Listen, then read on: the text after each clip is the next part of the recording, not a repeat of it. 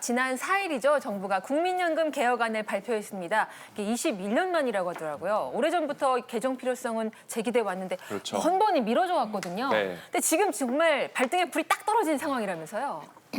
예, 맞습니다. 지금 우리나라 국민연금과 관련해 가지고 큰 문제가 두 가지가 있습니다. 이제 첫 번째는 지속 불가능하다는 건데요. 현재 제도는 보험료율 9%, 소득 대체율 40%로 설정되어 있습니다. 근데 국민연금 법에 의해서 5년에 한 번씩 건강 검진을 해요. 이제 재정 추계라고 부르는데 5년 전에는 기금 지금 1,100조가 쌓여 있는데 그게 2057년에 고갈이 된다라고 나왔지만 작년에 했을 때는 2055년으로 줄어들었습니다. 이게 첫 번째 문제고요. 두 번째는 국민연금이 노후 소득 보장을 해줘야 되는데 그게 좀 모자라다라는 시각이 있습니다. 우리나라 노후 빈곤율은 40% OECD 국가 중에 최고인데요. OECD 국가 평균이 10% 초반대인 걸 감안하면 아주 높은 편이죠. 그래서 이 두 가지 문제를 해결하기 위해서 개혁이 시급한 상황입니다. 지금대로라면 네. 2055년부터 연금이 고갈된다라는 말씀이신데 제가 딱 받기 시작할 때쯤부터 없다는 얘기예요. 아 정말. 이게 왜 이렇게 빨리 고갈이 되는 건가요? 예, 우리나라 국민연금은 1988년에 도입이 됐고요. 그때는 보험료율 3%, 소득 대체율 70%로 시작을 했습니다. 그러니까 소득 대체율의 개념이 조금 어려운데요. 이게 40년 동안 연금 보험료를 납입을 하면 생애 평균 소득의 70%를 주겠다라는 의미입니다. 그러니까 예를 들어서 월급이 200만 원인 사람이 6만 원씩 40년을 내면 은퇴한 이후 사망 시까지 140만 원을 주겠다.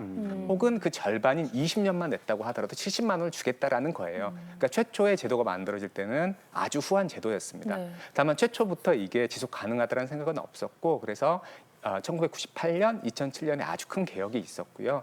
지금 현재의 제도인 보험료 9%, 또 장기적으로 소득 대체율이 감소해서 2028년에는 소득 대체율이 40%로 줄어들게 됩니다. 현재는 42%이고요. 근데 여전히 내는 것보다 많이 받아가요. 그러니까 기금이 고갈되는 거고 기금이 고갈되고 나면 그 시대의 젊은 세대가 낸 보험료만으로 네. 연금 급여를 드려야 되는데 지금 보시는 것처럼 연금 받으시는 분보다 내는 젊은이가 적어집니다. 워낙 애를 안 나니까요. 요즘. 네, 예. 그래서 보험료가 30% 가까이 올라가야만 하는데 조금 현실적이지가 않죠. 그래서 개혁이 시급하고 재정 안정이 중요한 이유가 되겠습니다. 이거 참 어렵네요. 네, 연금 개혁이 꼭 필요한 이유 두 번째 보도록 하겠습니다.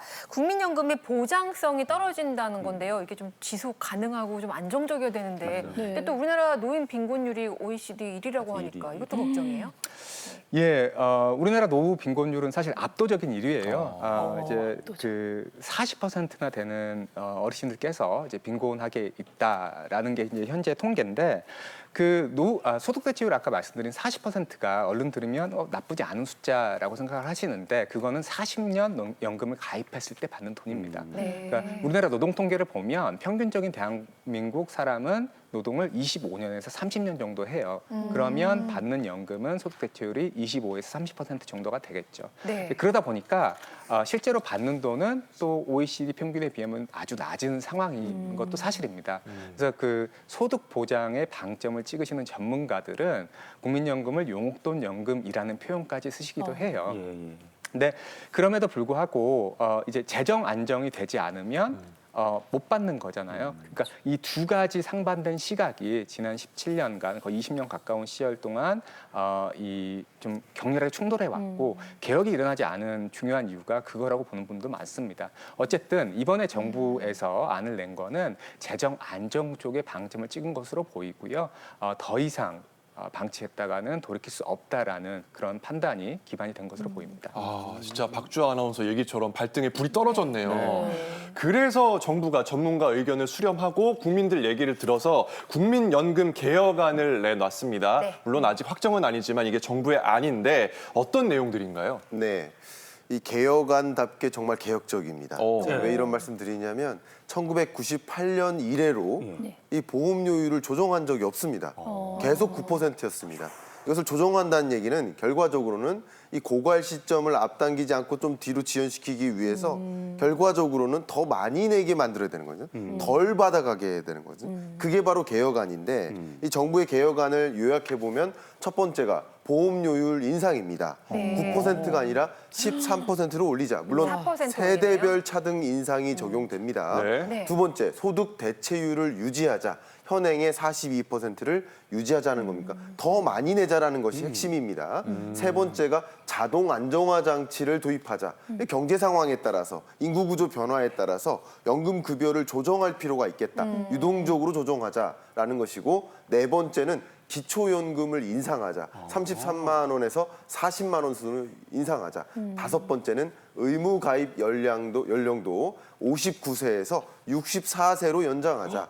이런 것이 바로 개혁안이라고 볼 수 있겠습니다. 아니 근데 이게 보험료 결국 제가 제 주머니에서 나가야 되는 거잖아요. 네. 그렇죠. 근데 지금 보험료는 인상하면서 받는 연금 급여는 깎이고 또 뭐 세대 간 차등 적용하고 이거 뭐 저도 반대할 것 같아요. 맞아요. 많이 억울하신 것 같은데요. 받았네. 여론이 지금 있네요. 네. 누군가는 더 내야 되고 네. 누군가는 덜 받아가는 이슈이기 네. 때문에 네. 그렇다고 이 연금 개혁을 안 하면 어떻게 됩니까? 고갈되고 고갈돼요. 말고 고갈되고. 31년 후 누군가는 고갈이에요. 풀어야 될 숙제인데 네. 이 숙제를 해결하는 것이 굉장히 어려운 과제이기 때문에 네. 아이고. 앞에 말씀드린 대로 1998년 이래로 보험료를 조정할 수가 없었던 겁니다. 그렇기 때문에 그 자체가 개혁적인 거라고 할 수 있겠는데요. 예. 그래프를 보면서 그 부분에 대해서 좀 설명을 드려보도록 하겠습니다.